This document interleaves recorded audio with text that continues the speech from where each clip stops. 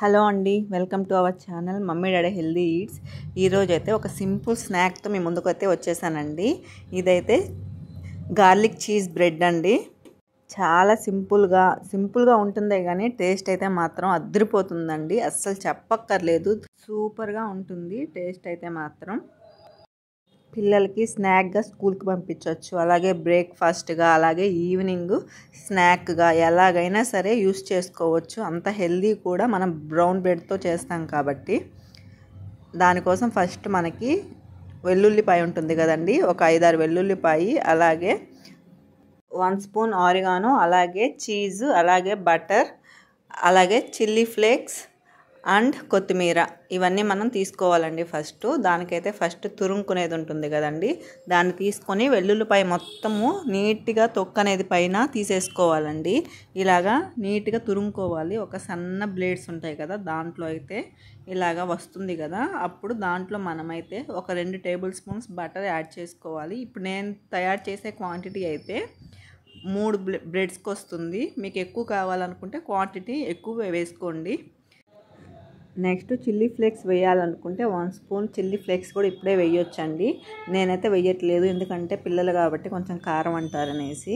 దాంట్లోనే 1 tea spoon oregano ఉంటుంది కదా, దాన్ని కూడా వేసేసుకొని, నెక్స్ట్ కొత్తిమీర ఉంటుంది కదా, వీలైనంత సన్నగా, చాలా సన్నగా కట్ చేసుకుంటే బాగుంటుందండి.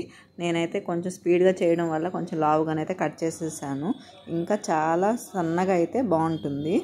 ఇలాగా మొత్తాన్ని వేసేసుకొని మిక్స్ చేసుకోవాలండి. బటర్ ఎప్పుడు రూమ్ టెంపరేచర్లో ఉండే బటర్ని తీసుకోవాలి. అంటే చేసుకుంటే ఒక 1 అవర్ ముందు బయట ఉంచేసుకోవాలి. అప్పుడు మనకి ఇలా క్రీమీగా వస్తుంది కదా మెల్టెడ్ బటరు, దాన్ని అయితే యూస్ చేసుకోవాలి.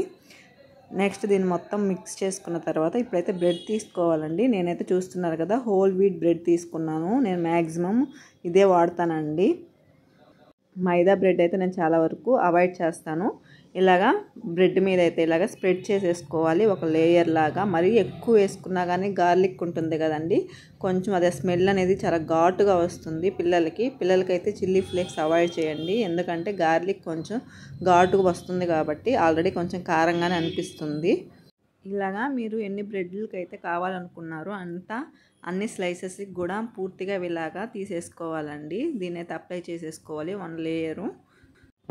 నెక్స్ట్ అయితే స్టవ్ మీద ఒక ప్యాన్ అయితే పెట్టుకొని ఉంచుకోవాలండి. ఈలోపు దాన్ని అయితే కొంచెం ఎక్కువ హై స్పీడ్ కాకుండా కొంచెం లో స్పీడ్లోనే ఉంచుకోండి, ఎందుకంటే మాడిపోయే ఛాన్సెస్ ఉంటాయి కాబట్టి. నెక్స్ట్ ఇలా చీజ్ స్లైస్ ఉంటుంది కదండి, దాన్ని అయితే ఒక్కొక్క బ్రెడ్ మీద ఒక్కొక్క స్లైస్ వేసేయచ్చు. లేదు స్లైసెస్ కాదు అంటే నార్మల్ చీజ్ అయితే ఇలానే మనం తురిమేసుకొని నిండగా అయితే వేసుకోవాలి.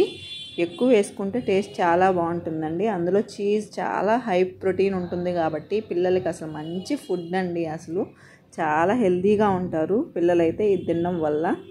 నెక్స్ట్ ఇలాగా ప్యాన్ అయితే మనం హీట్ చేసుకుంటాం కదా, దాని మీద అయితే ఎన్ని పడితే అలాగా ఉంచేసుకోవాలి. కింద కూడా బటర్ యాడ్ చేయొచ్చండి, నేనైతే బటర్ వేయట్లేదు. ఇలాగా కొంచెం కాలిన తర్వాత తీసేసుకోవాలి. దీంట్లోకి అయితే ఎటువంటి సాసెస్ కానీ మైనీస్ కానీ ఏది కూడా అవసరం ఉండదండి.